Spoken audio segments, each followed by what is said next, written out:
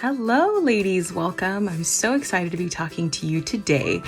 And what I wanted to talk to you about today is something that I feel like, especially around the holidays, especially anytime your body changes, really the biggest thing that becomes a concern is body acceptance, right? It's all about really accepting where you're at, that no matter what, your body is beautiful. And I think that that's a step that a lot of women forget, especially as they're on this journey, as they are taking care of their bodies, as they are loving themselves. They're working towards that, but they can forget that you have to accept your body. And it can be hard. You're like, I just arrived, don't I? It doesn't just happen. I'm not sure how to make it happen, right? I know that on my journey, it was challenging because I always felt like, man, I always felt like the big girl, like I was too big or I was too this or too that. And really the biggest things for me were three things. One was to start doing affirmations. The second is to do what I call mirror work. And third is self-care. So let's dive into each and every one of these and unpack them. So first, affirmations. Now, affirmations are really, really important because they allow you to be able to really tap into yourself, tap into what the power that you truly have. And affirmations can be simple. It could be as simple as I am enough, or I have enough, or I do enough. Whatever it is, there's so many different affirmations that you can have that can really make all the difference in the world. And really, if you've been following me for any amount of time, I'm sure you've heard my affirmation, but if not, I will say it again. My biggest affirmation has always been, I am enough, I have enough, and I do enough every single day. I am blessed beyond belief. I can do all things through Christ. I move forward with each step I take. I am growing every day. I am exactly who God created me to be, a conqueror, an overcomer, an encourager, a mentor, a leader. I was created to be a fisher of men and to change this world. So as you can tell, I didn't have to read it off of any paper. It's memorized. It's something that I feel empowered even just reading that. Well, not reading it, empowered just saying it to you, reciting it to you. And it's such an amazing thing to be able to have affirmations because it allows you to really speak to your brain instead of listening to your brain. Because often we have these tapes that are playing that just go over and over and over again, these tapes that are saying, oh, well, you can't do this or you haven't done that. And then there's the things that happen in your life every day that may prove that to be correct. And it's like, oh, well, I'm not good enough. Well, I made a mistake today at work. See, that proves that I'm not good enough. And if your brain is anything like mine, that's what's going on. And it's challenging. It's so challenging feeling like, oh man, I've messed up. And then just to reinforce that you've messed up or that you're not enough. But in reality, you are enough. The thing is, you just have to accept that you are enough and start telling your brain that. Just like that negative tape is playing in your brain, you've got to remake a positive tape that's going the opposite direction, that's telling you new and exciting and positive things that you truly want to believe about yourself. So that's first. Now, second is mirror work. Now, this is a practice that I actually learned from Lisa Nichols. She's a very influential speaker. She's amazing. If you haven't heard her speak, please go find her. Just look her up on YouTube. She's amazing.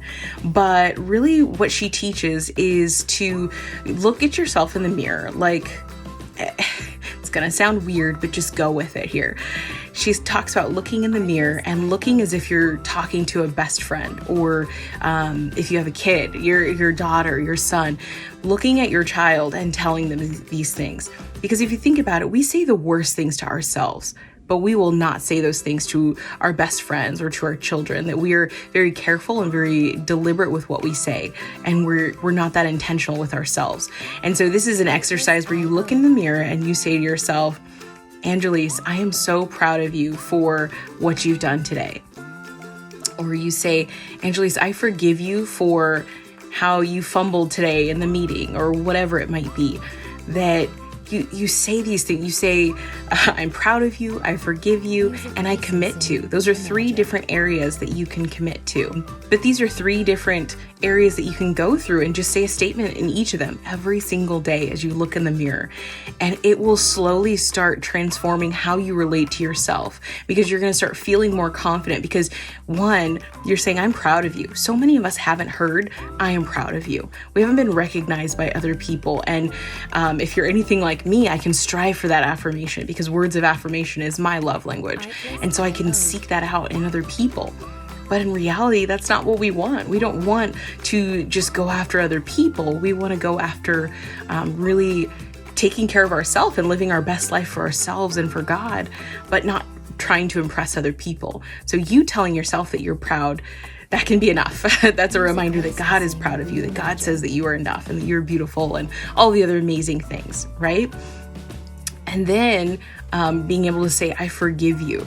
That is huge because not everybody will forgive you. Not everybody will give you that forgiveness, or there's things that you've done that you've just messed up and you've hurt yourself, and we don't always give that forgiveness to ourselves and say, you know what? I forgive you, let it go, and move on. Because we can be stuck, just like that tape that's playing in our brain, that tape can play again, like you messed up, you're to this, you're to that, you're not enough, you're not this. And it can just be that negative tape playing over and over. And this is another way to get rid of that negative tape, to change it so that way it's more positive and you are speaking truth into yourself. And lastly is self-care.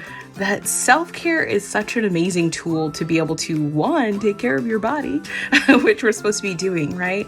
But also it's amazing to be able to enjoy taking care of your body and doing that by, it could just be painting your nails. It could be taking a bubble bath, get one of those bath bombs or something nice, maybe bubble bath, whatever it is for you, but just enjoying that time. It's having a spa day, doing a mask, doing a treatment, doing something that you find caring for your body that excites you.